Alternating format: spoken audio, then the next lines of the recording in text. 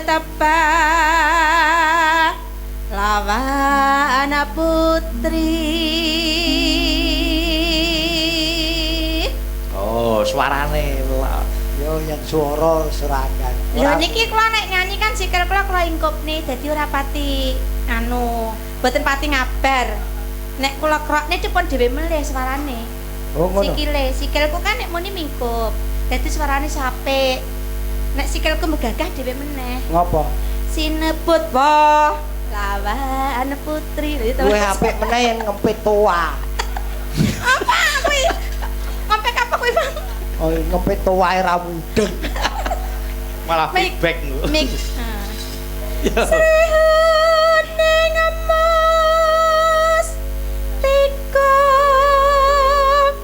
tuban.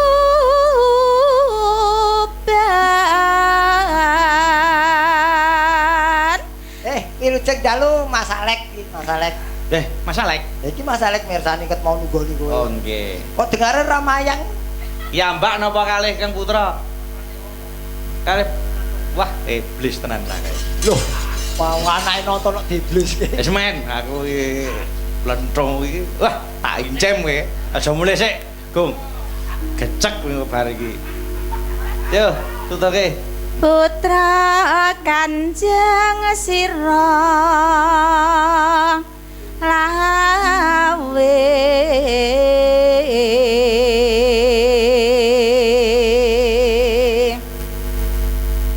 tak brangkeng bajana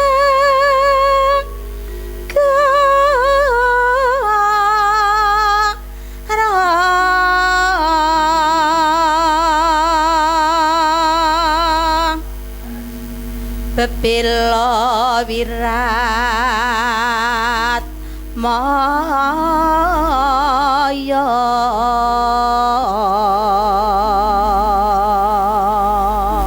suaraku kaya suarane Mbak Rosiati ya Mas. Kaya Mbak Rosiati suaraku. Ya. Iya, apik ta? Padha karo Mbak Rusiati pas lindur kan. Lho. Kok lindur ya rada apik. dilem sithik to Mas. Lindur ya apik rada dialem. Wong ki ya kudu noleh gitok, yen kepengin dilem ya ndelok kowe kok kaya Rusiati. Lah terus kaya sapa? Kaya sapa Mas? Yo. Kaya sapa? Coba sing apik sapa? Kaya Mbak Rosiati ora? Nek Terus cara kaya artis, sapa? cara artis Jakarta sapa? sapa? Heeh. Empok ati. Mas Prayetna. Mas Gareng niki lho. Jarene jenengan aku ayu kok ning kene jare elek suaraku kaya Empok Ati. Empok ati ki apik lho. Lah sing nyeter ki Empok Nori kae. Empok ati ki penyanyi apik kok. Yo. Wasana Sri Uning gugur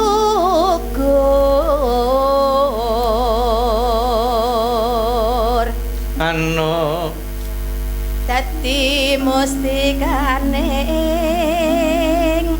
tuban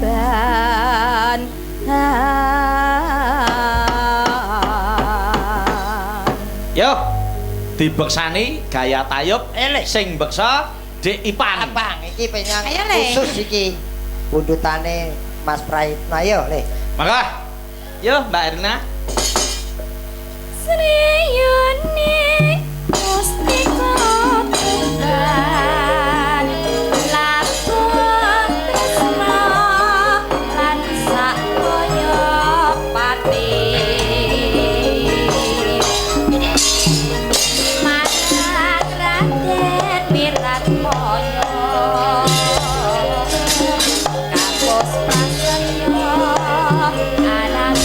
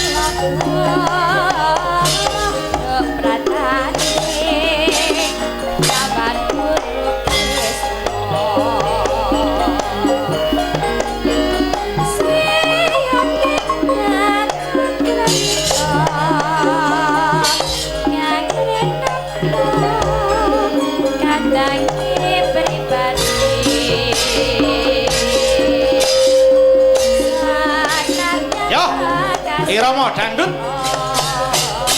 Yeay.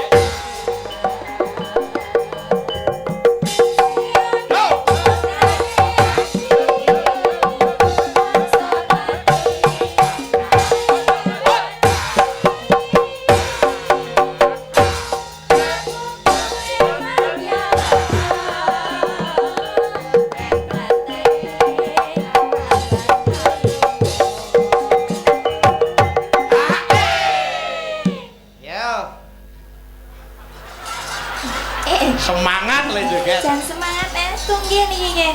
Sip. Pak sip. Tenang, kok nek jogetane apik kok disawer karo Mas Gareng. Wis entek. Piye to? Duite wis entek. Ya. Sok meneh gen ora ganggu jogetmu angger arep joget ngene iki kathoke dipaku. Kok mau gurine. Wis saking semangate kok. Sik joget sik dan sawer sik. Santai, mengko sik.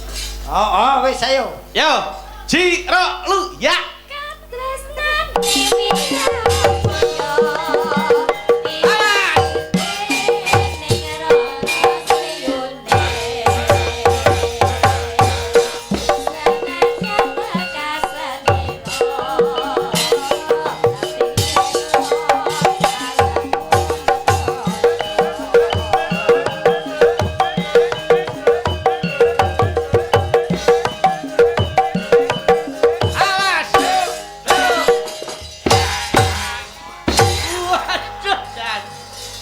Hormati kan arek jebles. Hebat.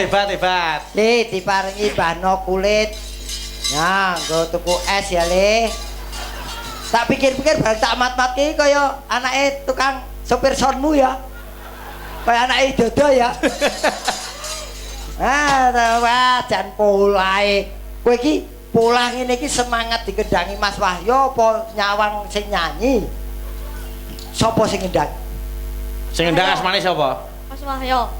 Mas Wahyo seneng dikendangi. 50 mau sawerke kae. Weh, langsung malah dilebokke saya jero. Wah, le joget nganti gobyos. Semangat. Wah, hebat jogetane. Muga-muga terus sinau beksa nggih, Dik. Ya, Le, ajar joget terus. Wis sing penting engko sithik-sithik ngolah irama, ngolah beksa. Nggih, ajar joget karo sing gunang penerus nggih. Nah, Arep Pak Sarmadi ya kudu ajar. Kae engko ora dadi penari malah beser tok. Nggih, Dik. Nggih, jajan. Nggih. Nggih. Kok Pak Digareng nomor rekeningmu? Alah, gombal. Nek niate ngono ya saiki kok rekening. Lah kuwi malah wis tak lebokke nek amplop mau. Kuwi bejo ora tak jikok. Oh, padha-padha kek duit saweran kowe kok dadak. Lho. Wis ngene lho. Sing penting pesene Pak D, jogete mengko. Nah, Pak D dirungokke, Pak D arep ninggal pesen. Ayo dirungokke sih. Parek mati to Mas kok ninggal pesen ki. Kuwi mon tembunge piye coba? Tembunge pripun wae? Nggih. Pak D. nggih. Pesen. Nah, ayo apa yang pesen ki mesti arep mati. Sing kandha nek mati sapa? Lah ngenekane. Lah wong ketoke medeni wong arep mesen biasane wong iki arep meling iki biasane arep mati ngono. Kene wis lunggole timbangane aku. Mboten jenengan duwe anu apa ngudang napa karo adik Ipan. Ora usah dikutang anake ora tak kudang kok. Meling deweling apa? Aku ki malah ora sing tak deloki ora jogete cah iki. Lah terus apane Mas? Kene iki jebul ana wong sekti, bocah sekti lho. Lho. Pingkuk kene iki. Apa iya?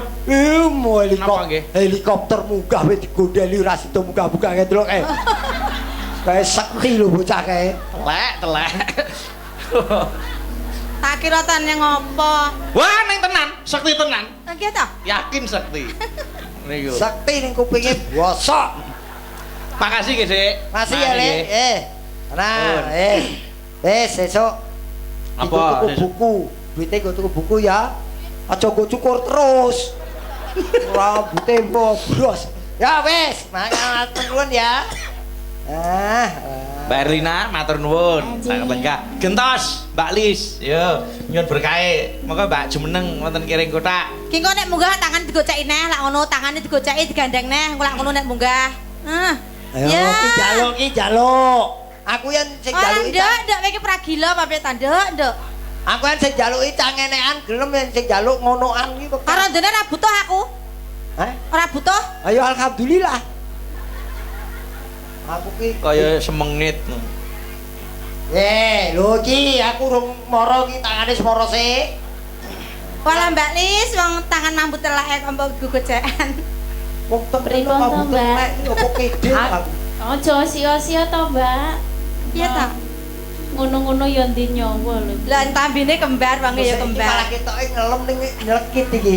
Lah pripun ta? Ngono-ngono iki duwe nyawa iki. Lah duwe ora? Duwe. Lah ya wis. Ayo. Lah, aku kan kenyataan to, Mas. Ya wis. Lah jarine mang nang kono ki cerita karo aku nyedaki aku ngene. Pripun, Mbak? Ngeten lho, piye wo bojomu rak ya sehat to? Nggih. Ala kok aku ki tulanan bojomu, aku ya ameng-ameng nyawa ngono iki. Lah enten apa? Lah aku takonono sing bojo iki kok.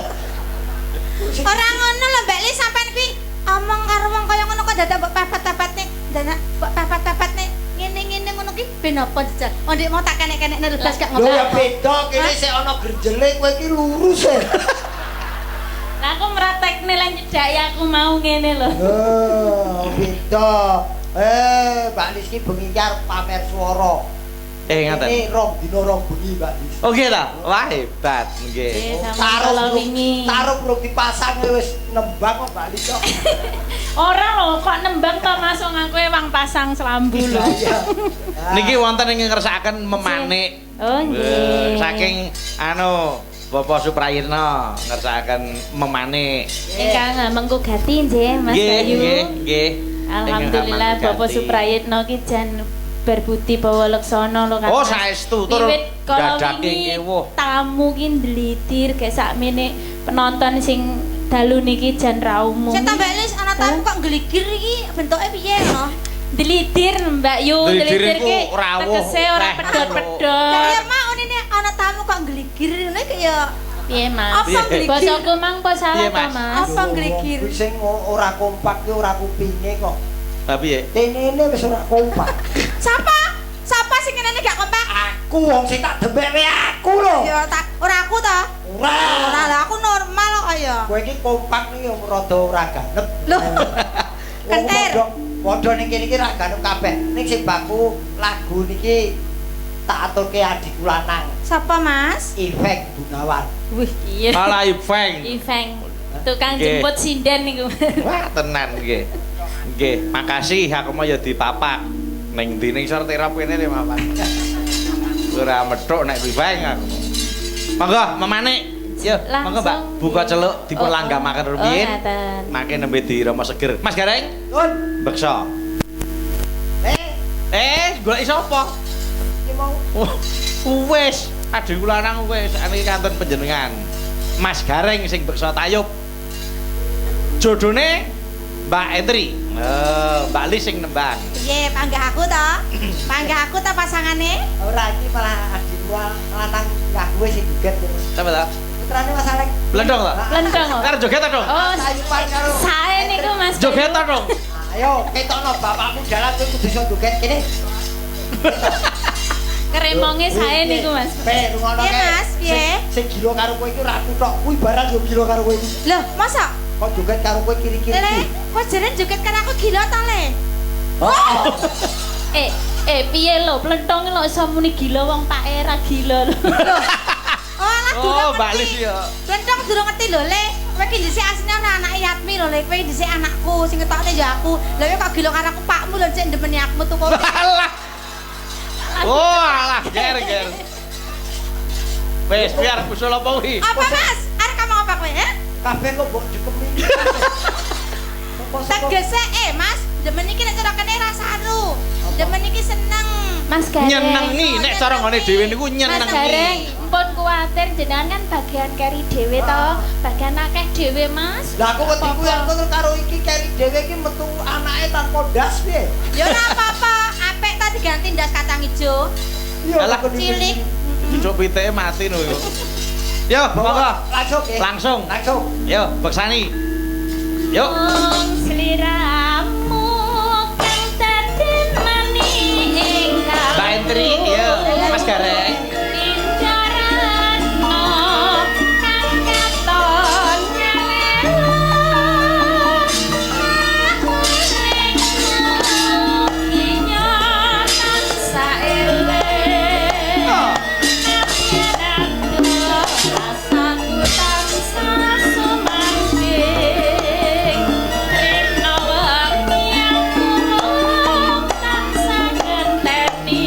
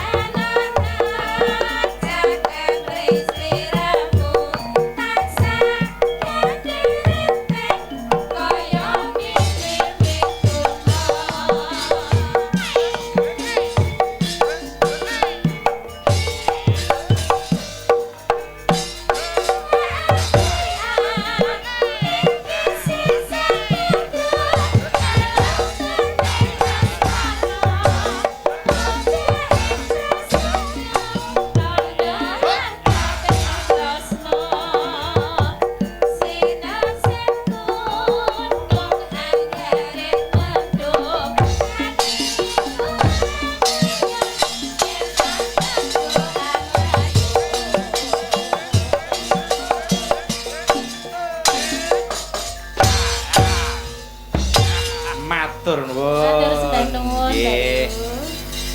Matur sembah nuwun Mbak Li sampun dipun aturaken Matur nuwun nggih Mbak Ayu. Wah, jan Mas Garing oleh joget. Elok. Ora kita base rada kedhan le. Kedange bengdak-bengdak kowe ado salon dicedhaki kupinge bosok. Wis kupinge tinggal omah. Oh. Yo, Mbak Fahmi jumeneng sik. Yo Mataram.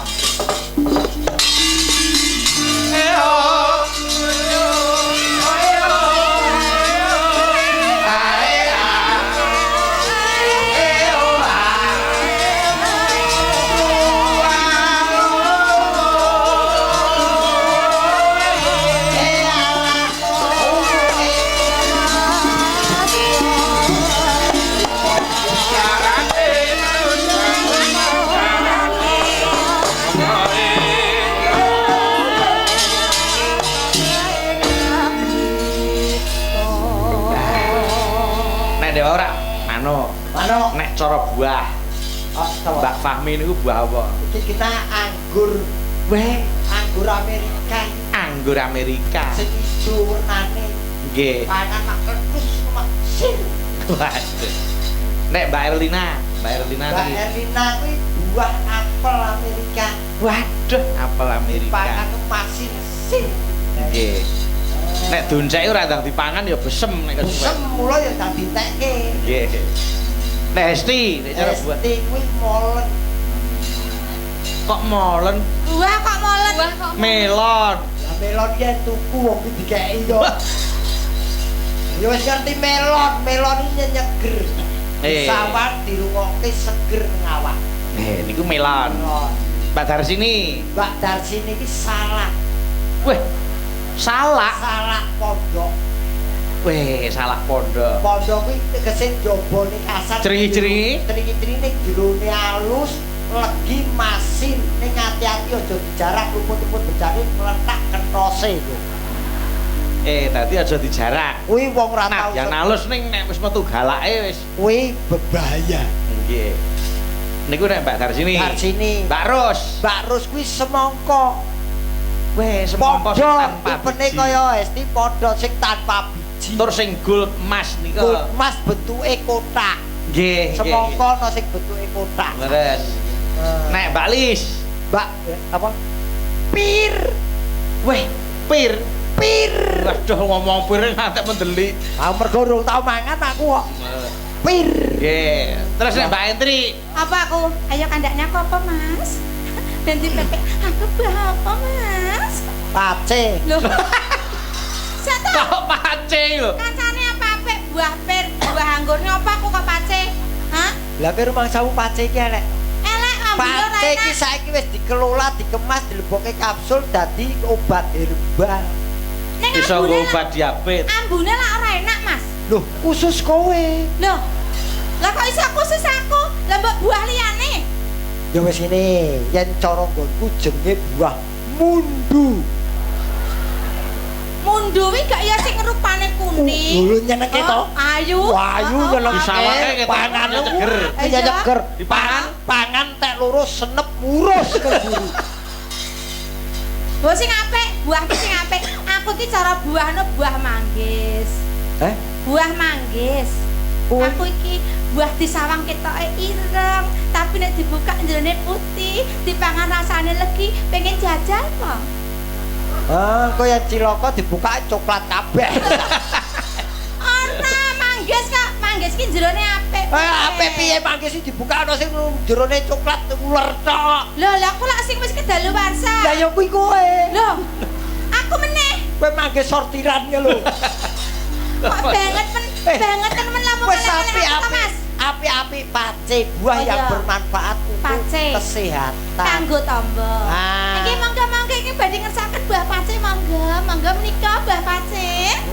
Ya mbok konoke ya pace sing gatel kabeh ae. Loh, jare tombo ki kudu ditawak-tawakke. Ya ning aja ngono wong saiki wis dikelola wis dadi apik kok. Ayo. Saniki Mas Gareng tak aturi bawa Nyidam Sari. Iki gandeng ujupe niki mantu ta. Nyidam Sari gandrung yai loro kuwi. Gandrung Fahmi karo gandrung Mbak Entri. Iki ceritane Paito iki puyengan Nah. sampe dadi minak jinggo. Yo Damar Wulan. Lah. Damar kok kaya ngono. Aku Damar Wulan. Wulan Sabit. Wulan Sab. Ora ngono ana Damarwan kok matane kira. Lah pemainnya ana ne ugur wong telu tok kok. Iku dikamplengen pulih mripate. Masamu sekalor apa piye? Ayo sing lanang ning tengah. Yo. Diapet wanita ayu loro. Nah, ini. Heeh, Kang Mas Modarulan.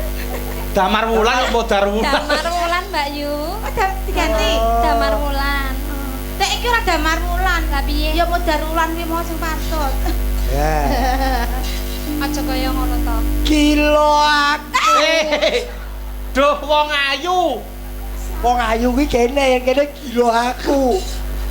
Pokok senengane. Wong ayune kaya ngene kok gila aku. Lah tibane lha bener to itu. Timbang aku nek sing gandrung aku wong wedok ya dhewe meneh parane. Apa? Ayo wedhus. Wong bagus. Kaya bagus wedhus. Wong ayu. Nah, ya. Ngono sing matur. Gini. Iya Kang Mas. Sing siji mijeti sikil, sing siji mijeti tangan ya. Loh, aku bagian apa? Sikil. Walah. Kula sih pundi Kok Kang sia-sia? Mas? Iya, tak pijeti Kang Mas. Sikil iki malah penak wong cegak cadak gendera. Amrih Pujane ngati. Waduh. Kita semangat gandrung karo Mbak Edri iki. Kok sing marai semangat iki Fami ora Etri. lah madhepe mrikono lho. Ah iya. Oh iya. Garwa loro ki aja dibedak. Ya siji tak rangkul, siji ya kudu tak rangkul. Nah. Wes. Kok aku ngoyak mik kok. Abangmu. Iki ababmu nek plek aku balik kowe.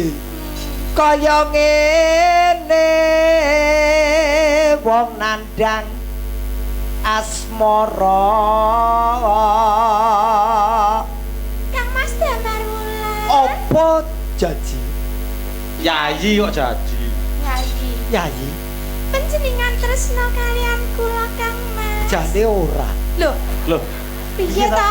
Ning mergo dheweke tresno tak imbang. Oh iya. Iki sing diarani wong lanang ngemong ya ngene. Heeh. Apa monga awakku Mas, apa kaya mentok.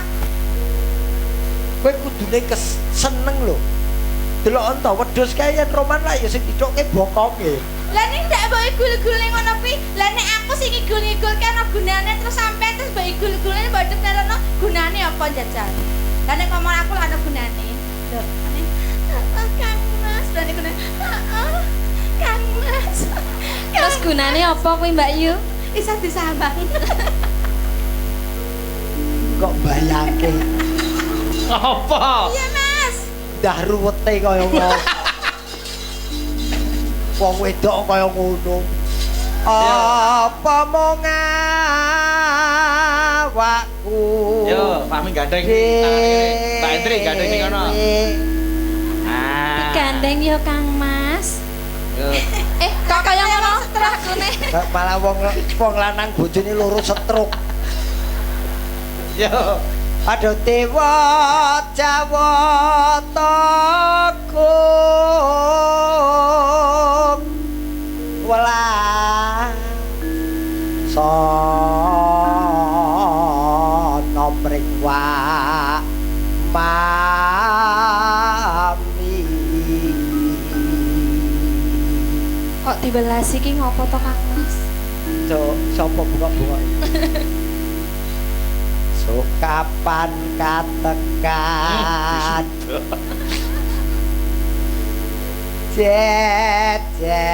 jejer lan wong ayu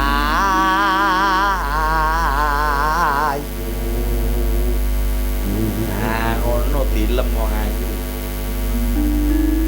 pomo sira nah kudu Iya, Kang Mas. tanpa prau sasat sarah Jolodri kegeder kawanku nyidam sari Ingin gandrung kita sedikit. Yes, มอง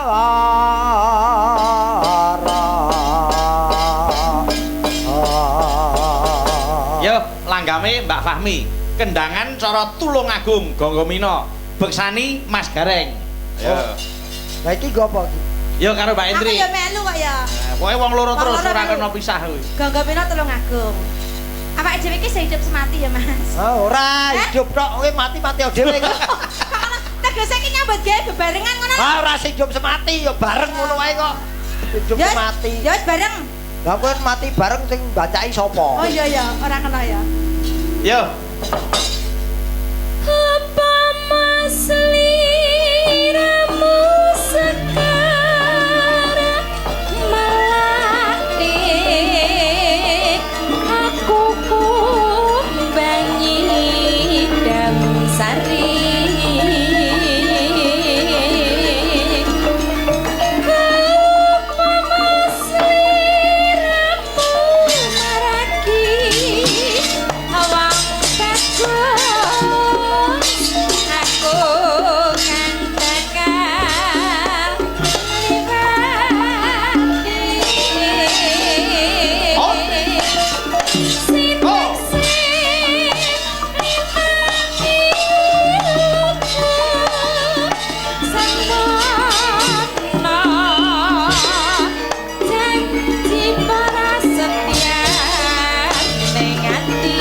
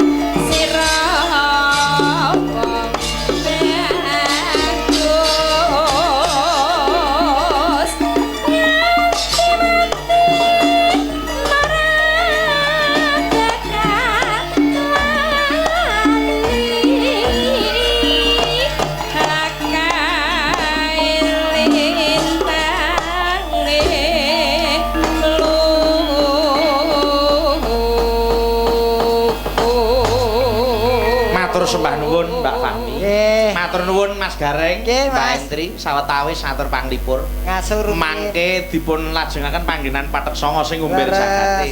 Niki nawala tasih kuatah sanget engko dikatoke nggon Patek Sanga. Iya. Bakune iki sinuwun mandura sinaraya dening Jawata Lunggih Rayuh. Kowe karo aku abdi nyenyuwun ngersane Gusti Kang Nyipta Jagat. Muga-muga kasinuwun bisa ngentasi gawe. Ayo tak derekke yo. Bahne pawaka siking guna tahana lena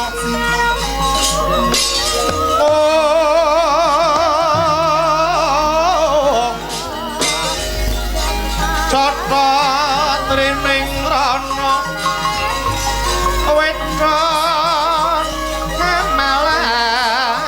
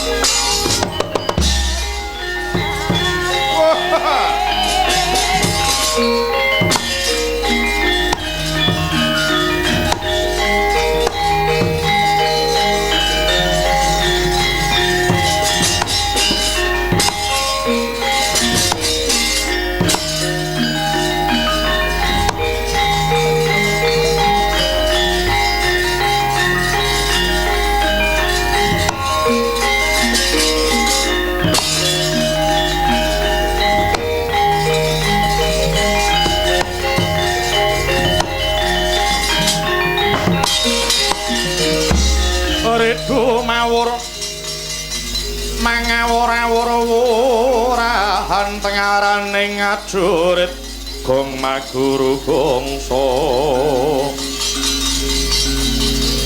tetek kaya butulawur panjriting turangga esti nyuwang tuwaja keng kekitir ora kata ingkang dojo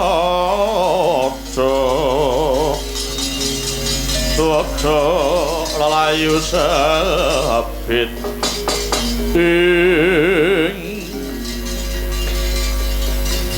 Paraguta Prabawa lan Tumenggung Durawajaya wonten dawuh sinuwun apa sampat kabeh para prajurit kang ngarsa bakal ndak kanthi budal marang repat kepanasan wigati nundha mungsuh ingkang bakal ngrabosa marang Kayiwangan Suralaya lho niki sedaya sampun samata ing gati sawega ing diri sinuwun ya syukur bagi Sekti Jumurung Tumenggung Durawajaya wonten dawuh metu njaba parentahna kabeh para wadyabala kinen padha tata-tata ing ayuda ingsun pribadi ingkang bakal mandhegani keparamata pasita aja kaya bocah cilik lakumu tansah nembah kang piniji Sang Tumenggung Sigra Madal undang wadya bala mangko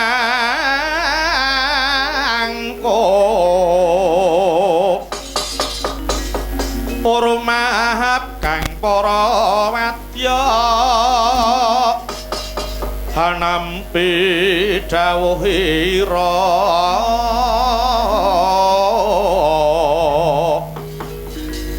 tan wonten kang samya kantun hamung nenggo bendhe bidal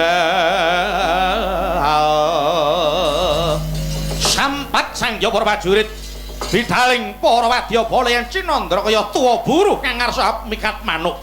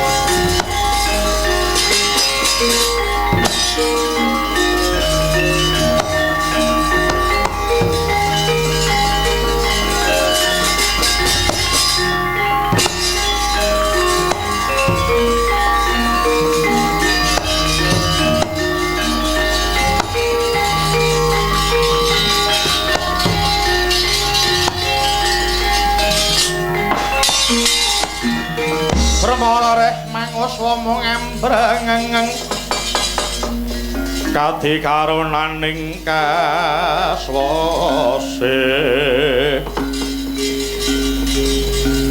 aning marga mamalatkung risang kanta wastrat maja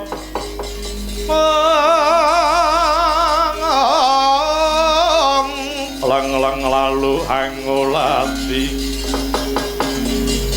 surya mangarang sang wayah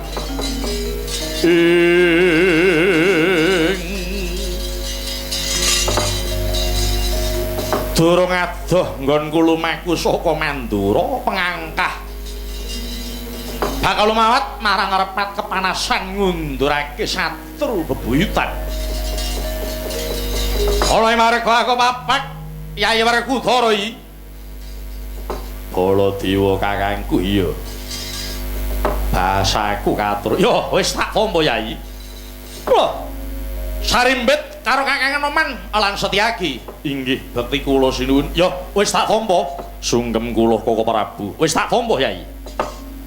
Siadi saka ngendi? Iya, waleh-waleh apa? Aku budal saka ing praja Ngamarta saperlu diutus karo mbarep kakangku. Kinen methuk kresna kakangku ana praja Ndrawati saperlu disuwuni donga pangestune. Nggone mbarep kakangku bakal kawisuda minangka dadi narendra ing Ngamarta. Awit para pendha wis kasil mbabati wana Marta duk rewala semana. Nanging nyatane bareng aku tekan Ndrawati tinemune Ndrawati suwung sing duwe negara lagi ora ana praja nganti ndadekake bingunging para nayaka praja Ndrawati. Inggih sinuwun kula piyambak semanten ugi rumaos ribet ara sing manah kula sasampunipun negari dipun tilar sinuwun Ndrawati menika ngadidene Basanta ing ketawing hima kados dene srengenge nembe ketutupan mendung Inggih Koko Prabu.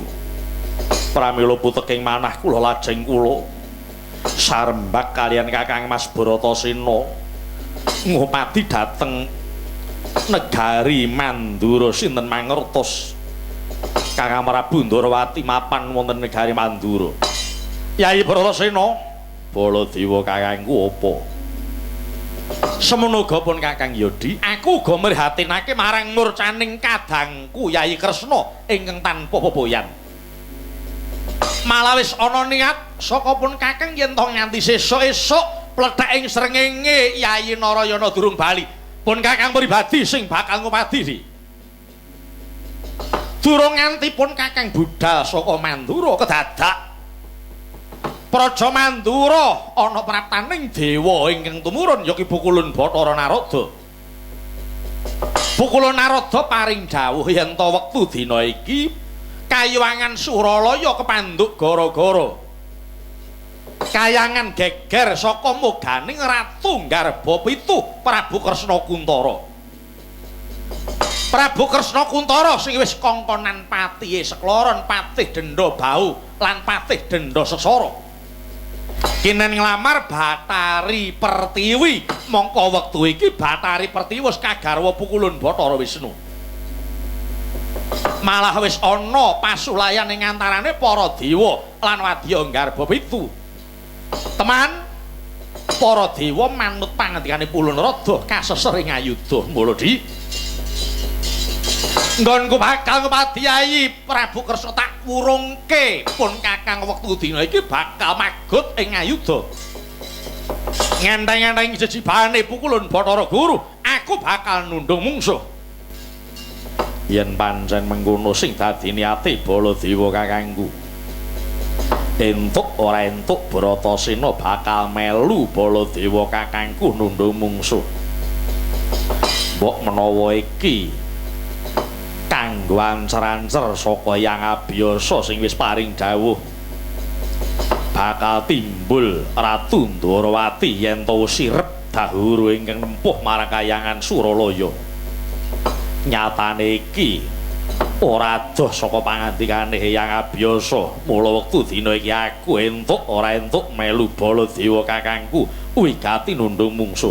Semanten ugi kula sinuwun badhe kula sramakaken gesang kula murih lestarinipun Kayuwangan Suralaya ngastanipun Pukulun Bathara Guru. Semanten ugi kula Kakang Prabu ingkang ngarahi Garba Ruci ugi badhe sabiyantu. Wah, saya wimbuh kukuh kekuatanku. Mula dina iki aja dadak kesuwen. Ayo gatutna sak laku jantraku pun Kakang pribadi ingkang minangka dadi cucuke laku nundung mungsuh. Ayo tak derekke Baladewa kakangku.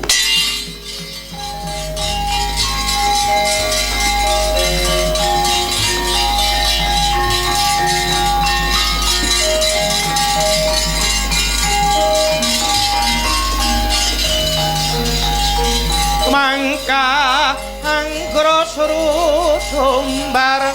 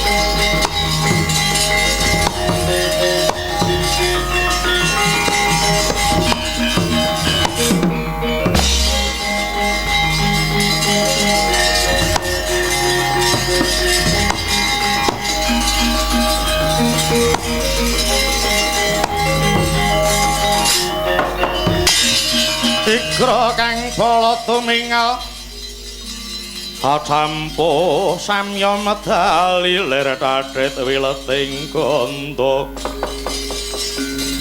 dayang kong mangun sang niti mencang sang ngaji mijil latinya ngedali wus kutha Surawilaka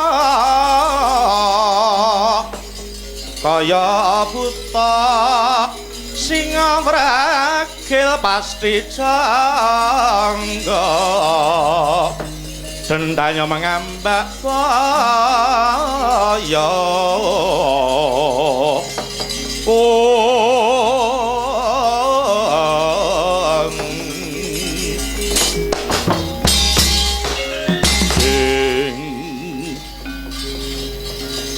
Yayi Denda Sesara ana apa Kakang Denda Bau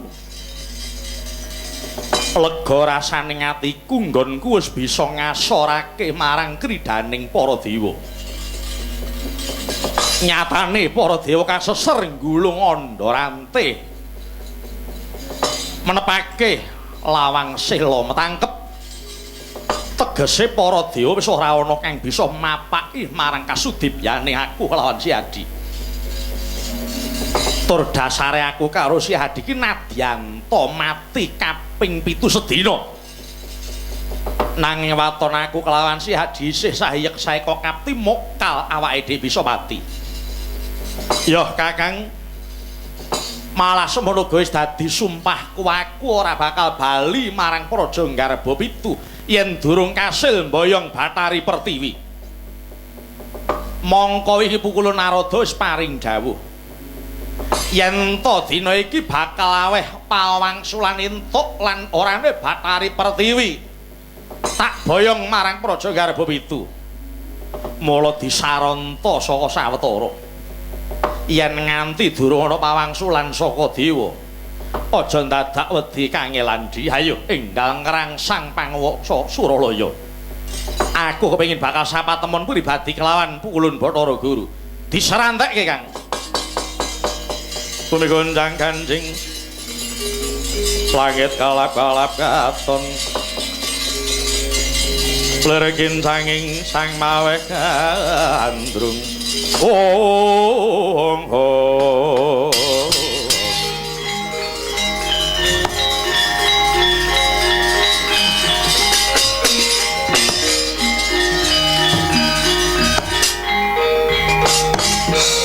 Bocah Menggung mlayu-mlayu ana apa? Inggih keparamatur Gusti Patih. Wonten sak njawing mata pesanggrahan. Menika wonten barisan segelar sepapan.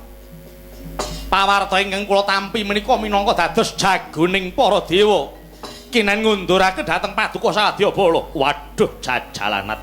Para dewa sajake durung katok oleh nyoba marang kasudibyanku. Tatanen barismu aku sing bakal dadi cucuke laku.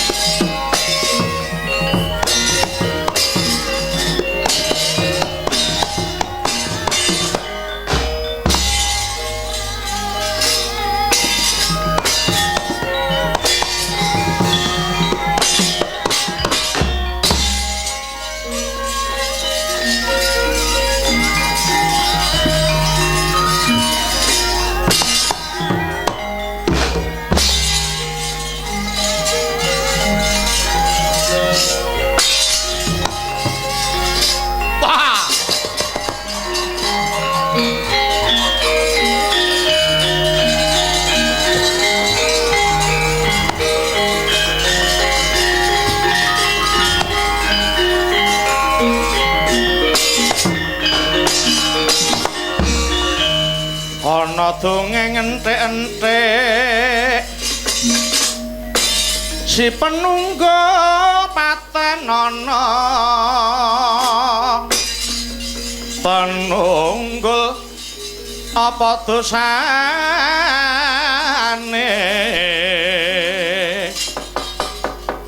dosa ngungkuli sesama aja tindak kewalat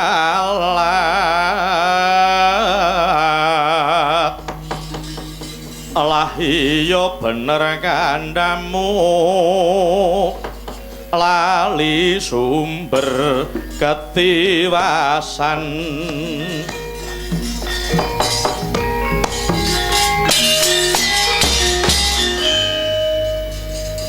ana pawongan malang kadak nyawang aku sajak kowe ora seneng ngaku mara gage ngaku jenengmu sapa kowe saka ngendi ora sah lawatun ngucap bali takon kowe wadya bala saka ngendi lan sapa kang dadi aranmu wah kekesete Gustiku Prabu Kresna Kuntara ing Karba Pitu pangkatku Tumenggung aranku Tumenggung Prawira Sandi bali takon kowe sapa Satriya Garba Ruci Setyaki aran Setyaki dasare para nyata ayo duwe karep apa padha pacak baris ana repat kepanasan bakal mboyong Bathari Pertiwi Bathari Pertiwi wis ana sing mengku ya Ki Pukulun Bathara Wisnu malah kowe bali aja ganggu gawe katentramane kayangan Suralaya janji kowe ora bali aja takon dosa iki Setyaki minangka dadi serayaning dewa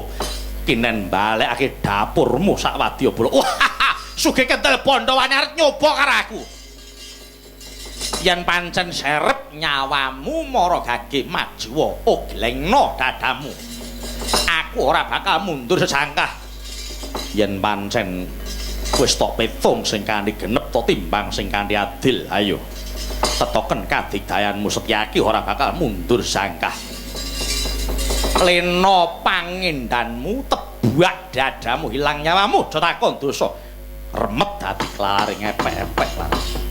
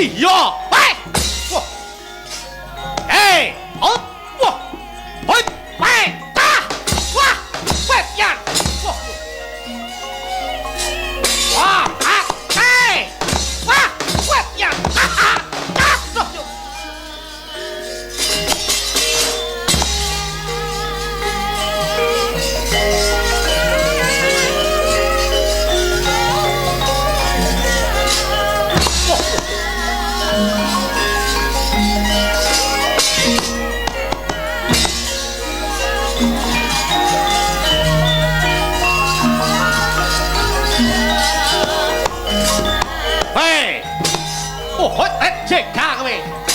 Wat? Oh, ah. Ya. Ayah.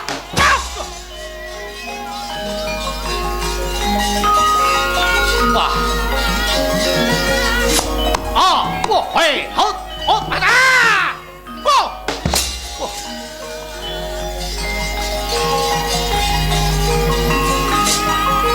Dia, hot, hot. Ya, ah. Wah.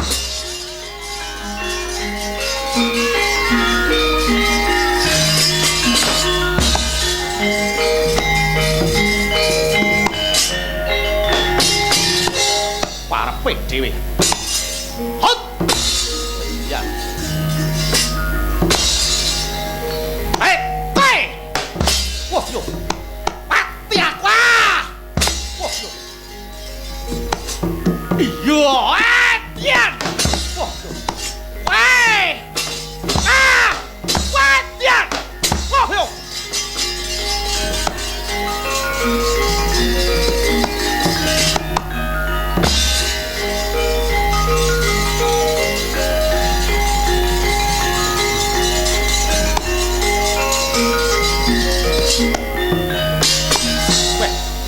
Munyuk putih soy Anoman bali takon kumandang garbo jaluk Bathari Pertiwi Anoman langkawana parang ah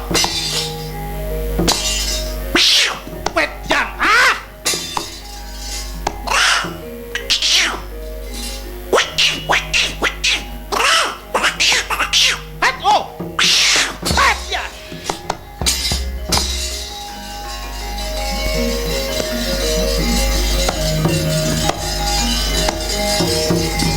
wah yang cewek iya ah oh wah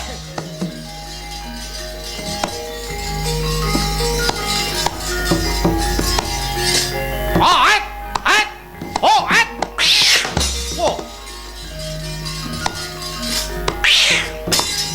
oh whoa oh iya weh jangan ah wow yo yo out bro mati aku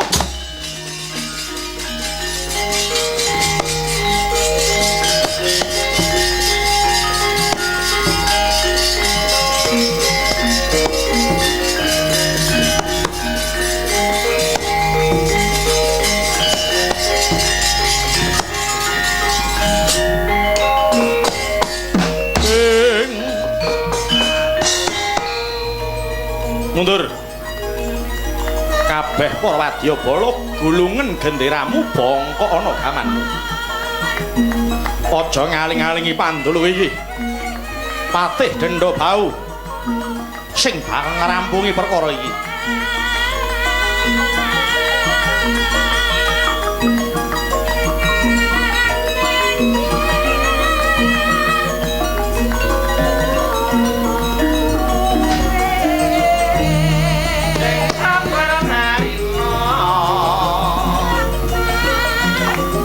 ayo ndi bungsuku ngebiwa barang legane atiku sapa sing dadi agul-aguling dewa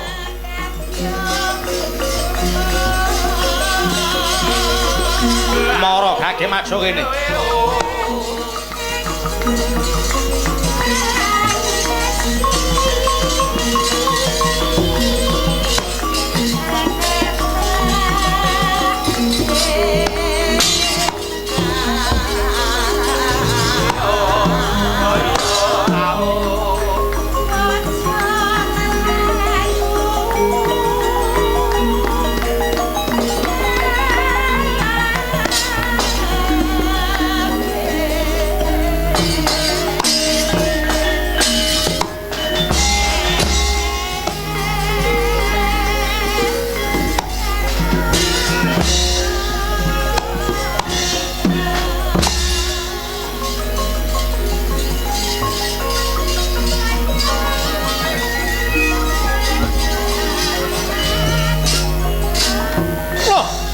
Ana menungsa gedhe dhuwur. Sapa kowe? Bratasena. Bratasena? Iya. Tak takon. Patih Dendobau. Ayo semikira. Bakal njaluk Batari Pertiwi. Ora sah golek sing ora ana. Bratasena Ayanana. Kowe iso mateni Bratasena kelakon penjangkamu. Wah edan. Kowe nyepelekke dutane ratu. Patih Dendobau tau tate bedah kutha Boyong Putri. Anek mau dapurmu sepira banggane. Wah,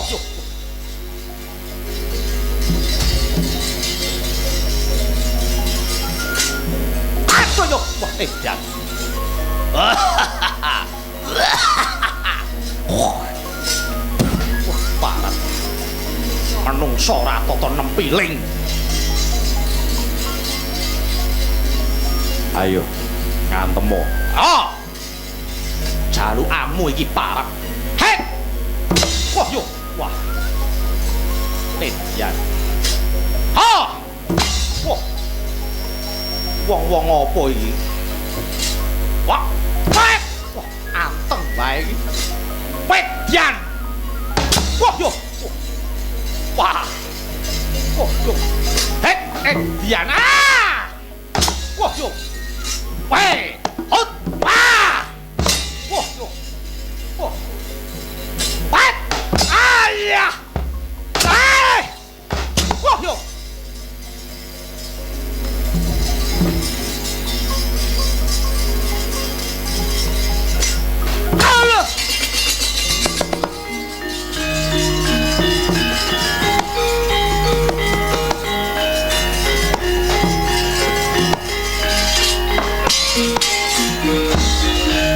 Aduh iya.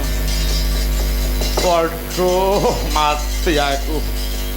Nyawa Gundalana raga sing kenceng. Piye, Kang? Waduh, Di. Raiku isih. Isih cetha ngono kok. Mungsuhmu sapa to? Ana satriya gedhe dhuwur ngaku jenenge Bratasena. Tak antemi ora digawe rasa bae wis gelem males. Tangane ora kemlawe jejak dadaku nganti sesek rasane. Wah, dudu karepe dhewe pancen ampuh serayane para dewa. Bratasena, aja girang gungyu cemplungke kantong karumba, klatak Jala Sutra.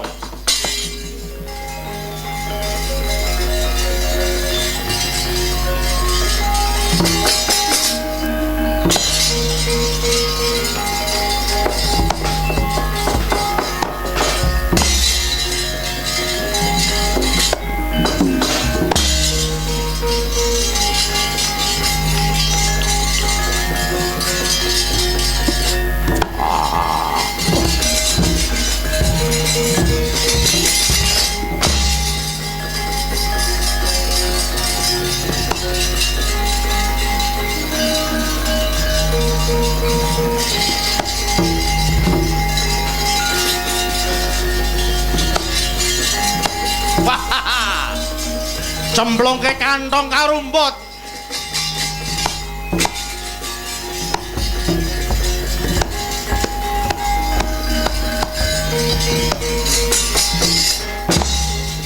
Ayo.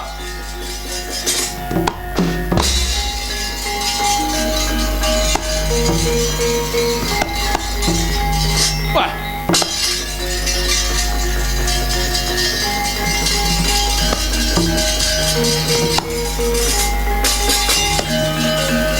Kakang Anoman mlayu-mlayu ning apa? Kepriye pawartane? Yayi Bratasena iso ngundurke mungsuh apa durung? Atur uninga sinuwun. Sekawit para wadyabala saking Mandura sampun saged nyingkiraken sawetawis wadya saking Garbawitu. Klebet kadang kula pun Bratasena sampun saged mimpang kalian pepatih Garbawitu. Namung boten wonten sangkan paraning bilahe boten mangertos menapa-menapa. Yayi Bratasena lajeng kapikuting mungsuh ical saking Pandeleng. Wah, dudu karepe dhewe bala dewa ibarat.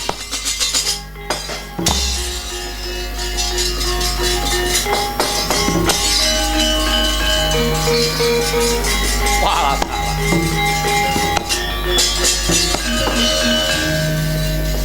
ana ratu bakal maju ing rananggana bengak-bengok kaya tanpa duwe tatanan. Aja kowe kirang gumuyu. Neraca bala iki.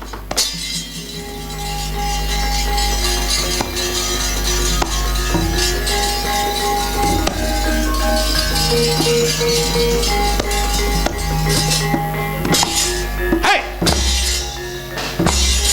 Hei!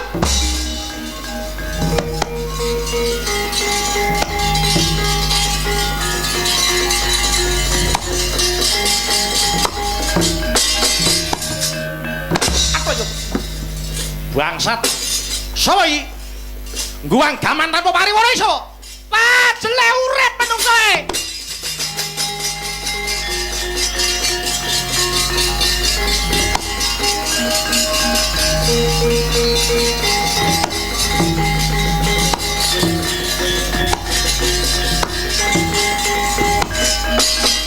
Hei, kowe arep apa?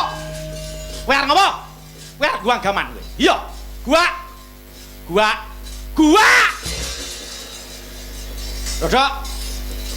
Dodok.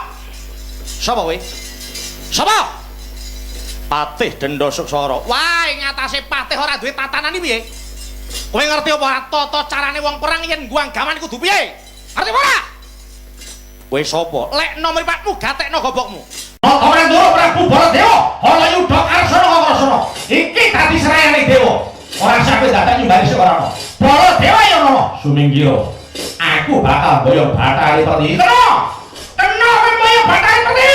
Yen wis bongkar dadane Baladewa. Wah, ing kene margane ratu blak kuat cangkemmu bocah kowe.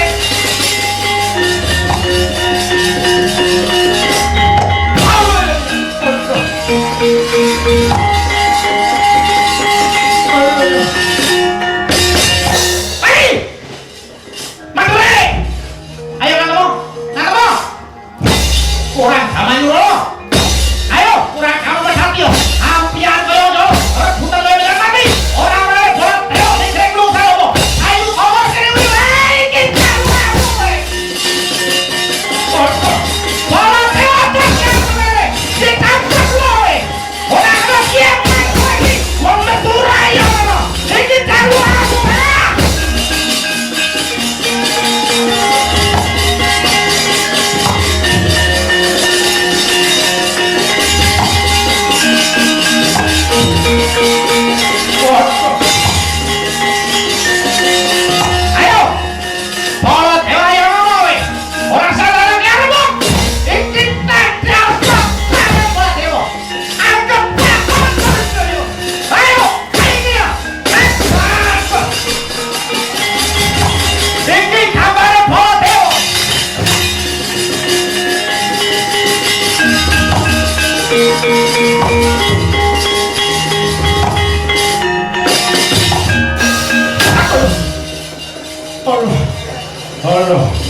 Aduh, iya. Wah. Aduh. Patih kok ya-yaan. Neng kancane lagi nglinting rokok. Ditubruk. Aduh, iya. Wah, ora tuwa uraan. Ora tuwa duwe tatanan. Mungsuh-mungsuh apa? Ratu Madura jenenge Baladewa. Kowe diapake di komplit. Lho. Lah yo komplit iki dikapake kaya wong jajan. Ya dijejeki, didaidak, dipisuhi. Lho. Apa ora tok wales? Salah sing arep males kowe piye to? Ngomongane iki iso dipedhot kok. Jotosi kok karo bengak-bengok lambene kok ora mretoli omongane. Wah, pancen Baladewa golek jago ampuh-ampuh. Waduh, iki kepiye yen ora ndang dirampung malah kejuderan. Wis Semenyo sawo, aku bakal nibake pengabaran. Bakal tak jolok sutra, tak lebok nyantong karo mbok dan siji karo Bratasena.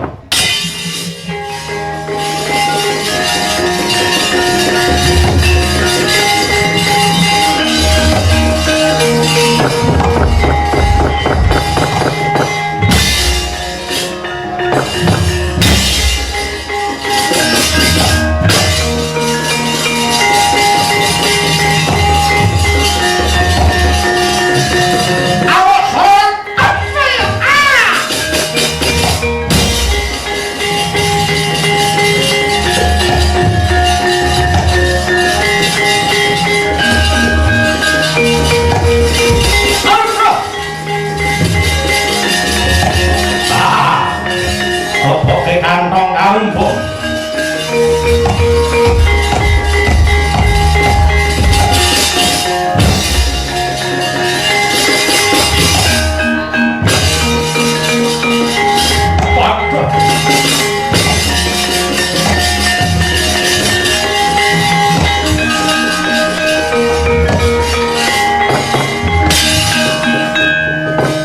Kakang Roman, waduh ketiwasan Raden. Ketiwasan di kadang kula Yai Brata Sibadalah Sinuwun Mandura saged kapikuting mungsuh. Kula nyambak kirang tanggap mawi cara menapa lajeng Sinuwun Mandura ical saking Pandheleng. Waduh iki sajahe mungsuh sing pancen kepedhingan. Ora baen-baen wadya bolong karo itu.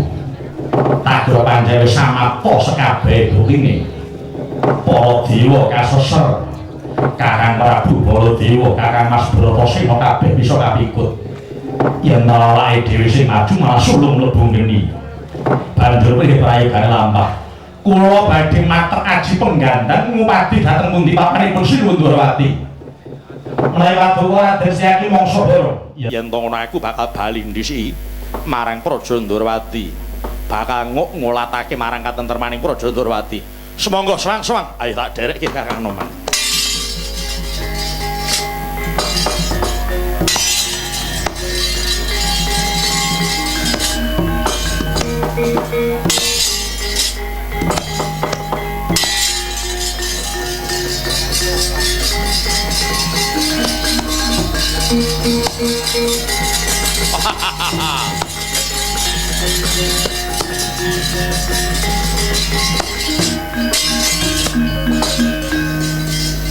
Yai Dendha Sesara. Ana apa Kakang Dendha Bau? Iki wis ora ana kang bisa mapaki marang kasudibiyane awake dhewe sekloron. Ketitik serayane para dewa wis kena kapikut Ratu Mandura karo wong sing gedhe dhuwur jeneng Bratasena wis kelakon mlebu ana kantong karumbuh. Dinteni nganti sesuk yen nganti pletheking Surya dewa durung masrahake Bathari Pertiwi tak gawe sungsang bawana balik kayangan Suralaya.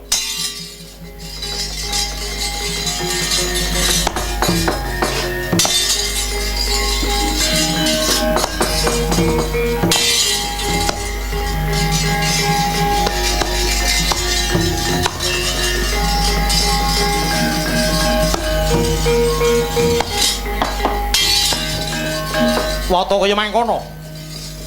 Nenggih Patih Dendha Bau miwah Patih Dendha Sesara ingkang tasih mesanggrah wonten ing repat kepanasan tetuguran anengga dhateng para Jawata nggih nyuarsa masrahaken Bathari Pertiwi. Ing mangke dhateng kinocap mangkono lampahing Prabu Kresna Kuntara.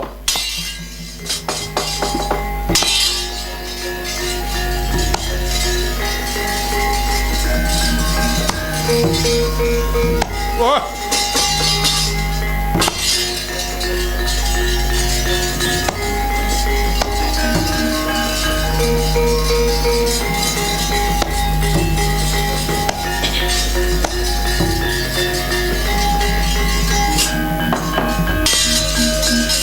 Putra Pandhawa tata katiwisaya Indriyaksa Sara Maruta Pawana Bana Maragana